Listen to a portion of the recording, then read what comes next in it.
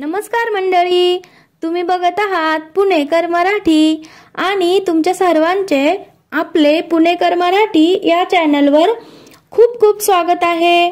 तर मैत्रिणींनो, 16 तारखेला आहे कोजागिरी पौर्णिमा।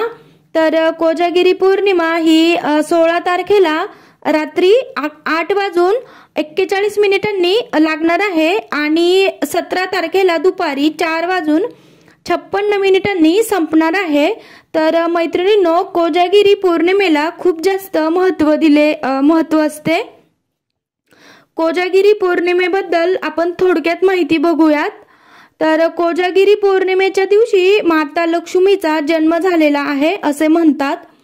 माता लक्ष्मी ही समुद्र मंथनातून प्रकट झाली होती। तर हाच तो दिवस होता कोजागिरी पौर्णिमेचा। तर कोजागिरी पौर्णिमेच्या दिवशी लक्ष्मी प्राप्तीसाठी आपल्याला खूप काही सेवा करायच्या असतात। तसेच कोजागिरी म्हणजे कोजागरती। तर या दिवशी जागरण करण्याला खूप जास्त महत्त्व दिले जाते। भगवान इंद्र, लक्ष्मी माता, कुबेर आणि चंद्र यांची आपण या दिवशी पूजा करत असतो। या कोजागिरी पौर्णिमेच्या दिवशी आपल्या सर्वांना माहित आहे की भगवान इंद्र, कुबेर, लक्ष्मी माता हे पृथ्वीवर भ्रमण करत असतात। तर ते बघत असतात की कोण जागे आहे ते। तर आता आपण बघूयात की आपल्याला कोणते उपाय करायचे आहे ते। तर हे उपाय आपल्याला प्रत्येक पौर्णिमेला करायचे आहे।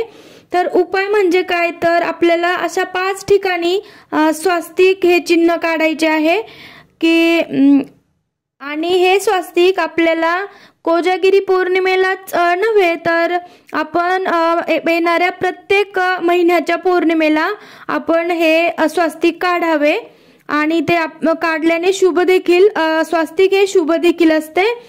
तर तुम्ही अशा प्रमुख ठिकाणी हे स्वास्तिक काढायचे आहे। तर मैत्रिणींनो, स्वास्तिक हे तुम्ही सकाळी काढा, संध्याकाळी काढा, दुपारी काढा, तुमच्या वेळेनुसार जेव्हा वेळ मिळेल तेव्हा तुम्ही काढा, पण स्वास्तिक हे आपण काढले पाहिजे आणि या कोजागिरी पौर्णिमेला तर नक्की तुम्ही काढा। तर मैत्रिणींनो, आपल्या हिंदू धर्मात स्वास्तिक या चिन्हाला खूप जास्त महत्त्व असते। तर आपण कुठल्याही कार्यक्रमाची सुरुवात ही स्वास्तिकानेच करतो। समजा लग्न असो, एंगेजमेंट असो आणि तसं कुठलाही छोटा मोठा कार्यक्रम असो तरी देखील आपण स्वास्तिक काढतोच, म्हणजे स्वास्तिकापासून आपण सुरुवात करतो। तर आपण स्वास्तिकचे स्टिकर जर आपण आपल्या मुख्य दरवाजावरती लावले असतील तरी देखील आपण कुंकवाने स्वास्तिक काढावे। तर मैत्रिणींनो, आपल्या हिंदू धर्मात स्वास्तिक हे शुभ चिन्ह मानले जाते। तर स्वास्तिक या शब्दाचा अर्थ आपण थोडक्यात बघूया। तर मैत्रिणींनो, आपण स्वास्तिक याचा अर्थ बघूया। तर स्वास्तिक हे चिन्ह स्व, स्त आणि क अशा 3 शब्दांनी स्वास्तिक तयार होते। तर स्व म्हणजे चांगला, स्त म्हणजे अस्तित्व निर्माण करणारा आणि क म्हणजे करणारा। तर म्हणजे चांगले अस्तित्व निर्माण करणारा म्हणजे शक्तिशाली।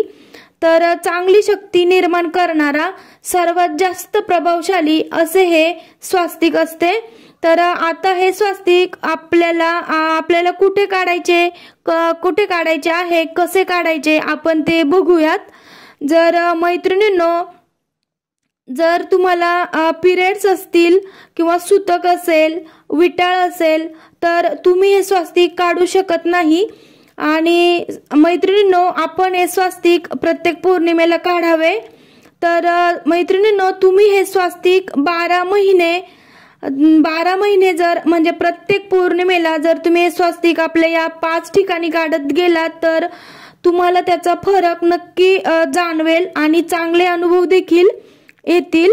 सर्व उपाय हे आपल्याला मनापासून करायचे असतात आणि जेव्हा आपण काही उपाय मनापासून करतो तर त्याचे इफेक्ट आपल्याला लवकर दिसून येतात आणि ते चांगल्या प्रकारे आपल्याला कोणता मंत्र म्हणायचा आहे ते आपण बघूयात. तर तुम्ही हा मंत्र म्हणायचा. स्वस्ति न इंद्रो वृद्धश्रवा स्वस्ति न पुष्या विश्ववेदा स्वस्ति न साक्षो अरिष्टनेमि स्वस्ति नो बृहस्पतिर्दधातु. ओम शांती शांती शांती. आणि तुम्हाला हा मंत्र स्क्रीनवर फ्लॅश होत असेल मैत्रिणींनो.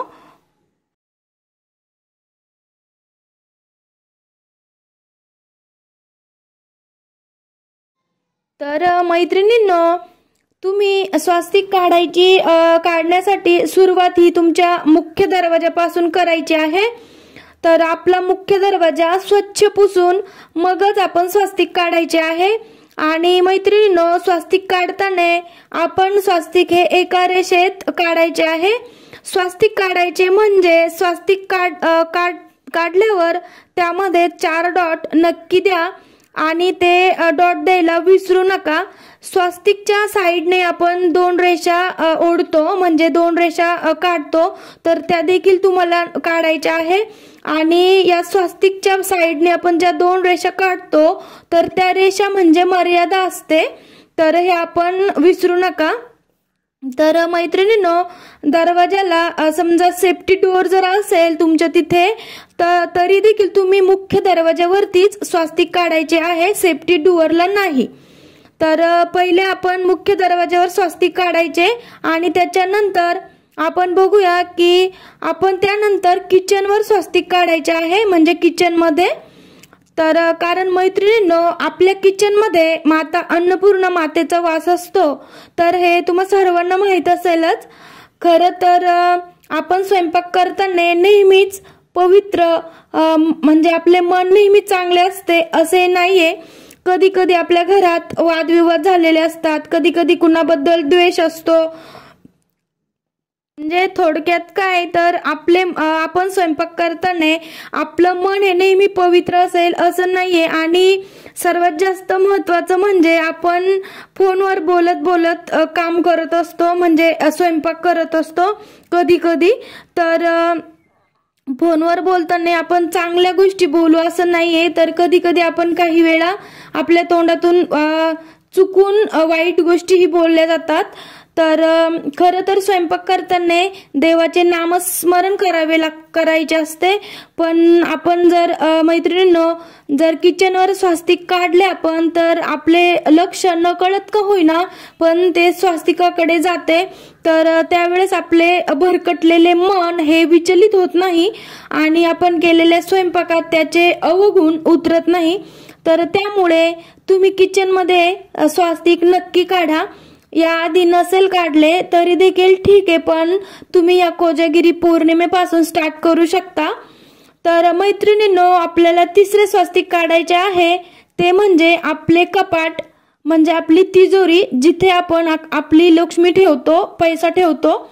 आता तसं बघितलं तर आता सर्व कामे ऑनलाईन झाली आहे, समजा फोन पे, गुगल पे वगैरे. परंतु तरी देखील आपण आपली तिजोरी म्हणजे कपाटातली आपली तिजोरी आहे ती कधीही रिकामी ठेवू नये. तर त्यामध्ये थोडेफार पैसे हे आपण ठेवलेच पाहिजे. आणि मैत्रिणींनो, कितीही आपण ऑनलाईन पेमेंट करत असाल किंवा ऑनलाईन पेमेंट आपल्याला येत असेल, परंतु आपण आपल्या घरात थोडेफार पैसे ठेवावे. घर कधीही रिकामे ठेवू नये, म्हणजे आपली तिजोरी ही कधीही खाली नसावी. तुम्ही थोडे का होत नाही पण पैसे तुम्ही नक्की ठेवा. आणि सर्वात महत्वाची गोष्ट म्हणजे घराबाहेर पडताना पुरुषांनी आपल्या खिशात थोडेफार पैसे नक्की ठेवावे. कारण रिकाम्या हाती आणि रिकाम्या खिशाने कधीही घराबाहेर पडू नये, हे लक्षात असू द्या.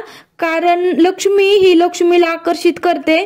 म्हणून मैत्रिणींनो, पुरुषांना बाहेर जात असताना त्यांना रिकाम्या हाताने जाऊ देऊ नका.